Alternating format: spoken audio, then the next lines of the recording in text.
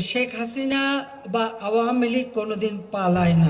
দীর্ঘ নির্বাসন ভেঙে অবশেষে দেশে ফেরার ঘোষণা দিলেন ক্ষমতাচ্যুত সাবেক প্রধানমন্ত্রী শেখ হাসিনা। আন্তর্জাতিক বার্তা সংস্থা রয়টার্সকে দেওয়া এক বিশেষ সাক্ষাৎকারে তিনি জানিয়েছেন, আগামী ডিসেম্বরেই তিনি দেশে ফিরে আদালতে আত্মসমর্পণ করবেন। 2024 সালের 5ই আগস্ট ছাত্র জনতার গণ অভ্যুত্থানের পর এই প্রথম তার দেশে ফেরার সুনির্দিষ্ট সময় জানা গেল। সাক্ষাৎকারে শেখ হাসিনা বলেন, দলের নেতাকর্মীদের ওপর দমন-পীড়ন চলছে। যদি মৃত্যুই আসে তবে নিজের মাটিতেই মরতে চাই। তবে গত বছরের মে মাসে আওয়ামী লীগের কার্যক্রম নিষিদ্ধ হওয়ার পর দলটির রাজনীতি এখন মূলত অনলাইনে সীমাবদ্ধ। এই অবস্থায় শেখ হাসিনার এই ঘোষণা কতটা বাস্তব আর ঝুঁকি নিয়ে মাঠে নামতে নেতাকর্মীরা কতটুকু প্রস্তুত, তা নিয়ে খোদ দলের ভেতরেই বড় সংশয় রয়েছে।